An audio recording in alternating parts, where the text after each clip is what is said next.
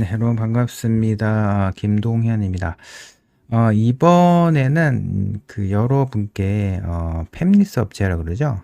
팹리스 업체, 뭐 칩셋 업체, 시스템 반도체 업체라고 하는데 이 팹리스 업체의 어떤 조직 구성도에 대해서 좀 공유를 드리겠습니다. 제가 사실 말씀드리고자 한 내용은 특정 칩셋 업체의 세부적인 조직도는 아니고요. 사실 이 조직도는 그냥 여러분께 이해를 돕기 위한 하나의 예시일 뿐입니다. 예시일 뿐이고요.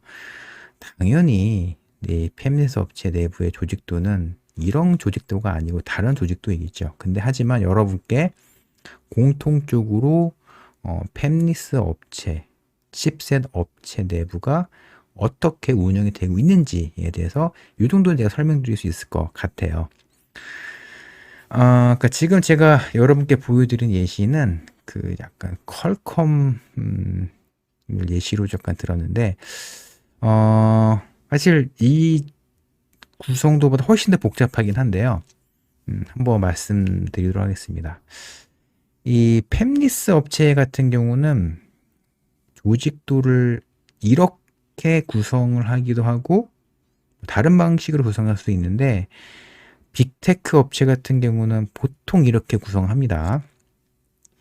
첫 번째는요, 커스터머 서포트가 있고요, 드라이버 솔루션이 있고, 디벨로퍼가 있는데, 이 각각 역할에 대해서 이제 설명을 좀 드리도록 하겠습니다. 그러니까 제가 설명드리려고 하는 게 뭐냐면, 제가 뭐 특정 업체의 조직도가 이렇다는 게 아니라, 팹리스 업체, 칩셋 업체, 시스템 반도체 업체는 이렇게 조직이 구성이 될 수도 있다. 그리고 팹리스 업체는 이런 방식으로 업무가 구성이 됩니다. 뭐 이런 정도로 이해해 주시면 좋겠습니다. 팹리스 업체, 칩셋 업체에 있는 분들이 가장 스트레스를 많이 받는 이유 중에 하나가 바로 커스터머 서포트인데요. 그러니까 커스터머 서포트, 그러니까 고객 지원을 위한 조직을 아예 따로 구성을 하는 경우가 있습니다. 그러니까 뭐 실리콘밸리 빅테크 업체 같은 경우는 아예 조직을 커스터머 서포트 조직을 따로 만들어서 운영을 하는데요. 대표적인 업체가 퀄컴입니다. 그러니까 예를 들어서 퀄컴이라는 업체랑 일을 할 때 그 퀄컴 칩셋을 사용하는 여러 그 회사가 있잖아요. 그 회사에서 어떤 기술 지원을 요청할 때 이 커스터머 서포트 조직에 있는 이 분과 소통합니다. 근데 어떤 칩셋 업체에서는요, 이 커스터머 서포트 조직이 없는 경우도 있습니다. 이런 커스터머 서포트와 조직을 실 구성할 수도 있고 구성 안 할 수도 있어요. 이거는 회사 내부의 인사부서에서 결정하죠. 그러면 아래 드라이버 솔루션이 있는데 이게 어떤 역할을 하냐면 그 내부의 칩을 구성하고 있는 각각 IP, 제가 이전에 설명드렸는데 IP를 설계하는 드라이버를 개발하는 그런 조직도입니다. 근데 뭐 메모리, 디스플레이, 오디오, 뭐 카메라, 이더넷 되게 제가 러프하게 구체적이지 않게 적었는데요. 내부에서는 뭐 CPU 프로세서라든가 버스라든가 아니면 뭐 코덱이라든가 혹은 뭐 오디오 뭐 여러 내부의 기능이 좀 있겠죠. 그리고 있는데 이 드라이버 솔루션 같은 경우는 칩의 IP를 그 최적화하는 드라이버를 짜는 개발자 분들인데 근데 여기 커스터머 서포트랑 조직이 분리가 돼 있어서 커스터머 서포트 조직에서 고객사에게 기술 지원 요청을 여기 있는 조직이 받게 되면은 드라이버 솔루션으로 되어 있는 이 조직에 요청을 해서 커스터머 서포트 팀에 있는 조직이 고객 지원을 하는 그런 경우도 있고요. 만약에 커스텀 서포트 조직이 없게 되면은 이 드라이버 솔루션 즉 각각 칩의 내부에 있는 드라이버를 개발하는 개발자 분들이 직접 고객 대응을 하게 됩니다. 제가 여러 번 설명드렸지만 그 팹리스 업체 있는 개발자분들이 스트레스를 많이 받는 가장 큰 원인 중에 하나가 고객 대응이라고 합니다. 저는 현재까지 팹리스 업체에서 일을 하고 있진 않지만 제가 교류하고 있는 굉장히 많은 개발자 분들이 팹리스 업체에 일하고 있기 때문에 이와 같은 정보를 또 말씀드리는 겁니다. 가장 아래 디벨로퍼라고 되어 있는 부분인데요. 이 디벨로퍼라고 된 조직이 어떤 조직이냐면 특히 빅테크 업체에서는 이렇게 운영을 많이 하는데요. 이게 뭐냐면 여기 뭐 타이머, 프로세스, 뭐 RCU, 리틀 커널이 되어 있는데 이게 디벨로퍼죠. 이게 어떤 일을 하는 조직이냐면 이런 칩셋을 설계하는 이런 드라이버와 무관하게 특정 소프트웨어의 내부의 기능을 깊이 있게 분석하는 그런 조직입니다.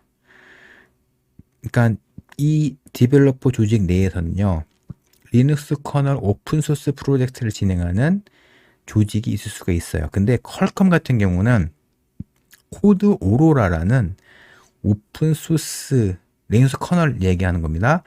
오픈소스 조직이 따로 있어요. 이 디벨로퍼 팀 같은 경우는 드라이버 솔루션과 약간 무관하게 타임 투 마켓과 무관하게 그 자신에게 주어진 기능을 구현합니다. 그러니까 그 퀄컴 같은 경우는 내부에 독립적인 오픈소스 팀이 있는데 이 팀의 역할이 무엇이냐면 그냥 오픈소스 활동을 하는 거예요. 오픈소스 활동을 하면서 가끔 이 퀄컴 칩셋을 개발하다 보면 리눅스 커널 내부에 있는 다양한 뭐 타이머라든가 ICU라든가 여러 드라이버 내 문제가 나올 수 있는데 이 문제가 나왔을 때 리눅스 커널 내부의 구조를 잘 알아야지만 문제를 해결할 수 있는 상황이 생깁니다. 그러니까 여러분들이 내가 리눅스 디바이스 드라이버를 짜는데 리눅스 디바이스 드라이버를 잘 알면 뭐 개발을 잘할 수 있겠지. 천만의 오해입니다. 왜 그러냐면 그러니까 제가 좀 구체적으로 여러 가지 예시를 말씀드릴 수가 있는데 여러분이 리눅스 디바이스 드라이버만 잘 아시게 된 다음에 리눅스 디바이스 드라이버 관련된 코드만 분석을 하시게 되면은요, 여러분 나중에 고급 개발자로 되기는 불가능한데 왜 그러냐면 반드시 여러분이 드라이버를 개발하시다 보면은 문제가 나올 수밖에 없는데 이런 다양한 문제를 어려운 문제를 잘 해결하기 위해서는 반드시 리눅스 커널을 어느 정도 잘 아셔야 되고요. 그리고 리눅스 커널뿐만이 아니라 디버깅 그리고 CPU 아키텍처를 잘 아셔야 됩니다. 왜 그러냐면 어느 정도 드라이버를 개발하시다 보면은 여러분 만나시게 될 거예요. 예. 갑자기 시스템이 리셋이 된다거나 혹은 락업이 생긴다거나 갑자기 오디오가 끊긴다거나 화면이 느려진다거나 이런 이슈가 나옵니다. 네. 제가 장담컨대 나옵니다. 근데 이런 문제를 잘 해결하기 위해서는 리눅스 커널과 뭐 ARM 아키텍처를 아셔야 되는데 그런데 이 회사에서는 디벨로퍼 조직을 따로 운영하잖아요. 그렇기 때문에 칩을 설계하는 과정에서 드라이버를 개발하는 과정에서 리눅스 커널과 관련된 이슈가 나오면 여기는 디벨로퍼들이 대응을 해주게 됩니다. 그리고 여기 보면은 트레이 30이라고 되어 있는 부분이 있는데요. 그러니까 어떤 칩셋 업체 같은 경우는 트레이스 32의 내부에 그 CMM이라고 하는 파일이 있거든요. 그러니까 트레이스 32를 잘 쓴다고 누군가 얘기하면은 CMM 파일을 잘 짠다고 얘기할 수가 있는 게 트레이스 32를 쓸 때 사용하는 명령어 있잖아요. 명령어를 자동화해서 할 수 있는 스크립트를 CMM 스크립트라고 하는데 아예 트레이스 32에 CMM 스크립트만 짜는 개발자가 여기에 존재하는 경우도 있습니다. 그리고 부트로더, 트러스트 펌웨어라고 하죠. 네. 그러니까 이와 같은 디벨로퍼 조직이 있는 칩셋 업체이면 굉장히 조직이 탄탄하게 운영이 된다고 볼 수가 있습니다. 이런 디벨로퍼 조직을 운영하는 업체는 인텔도 디벨로퍼 조직이 있어요. 인텔 같은 경우는 내부에 오픈소스 관련된 조직이 따로 있습니다. 그러니까 디벨로퍼 조직이 있고요. 그래서 인텔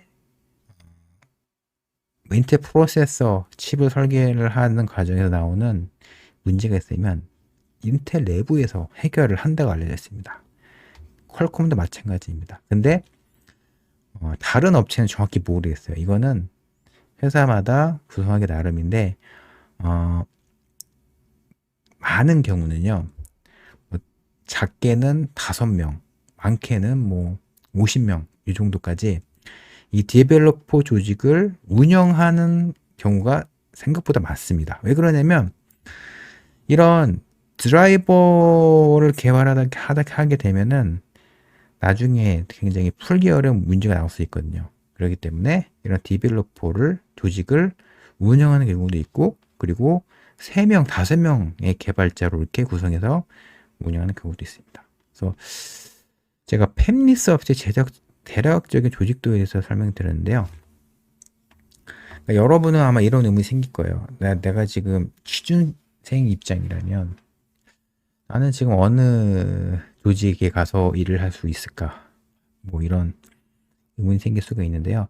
국내에서는 이 드라이버 솔루션과 관련된 포지션이 가장 많다는 말씀드릴 수가 있고요.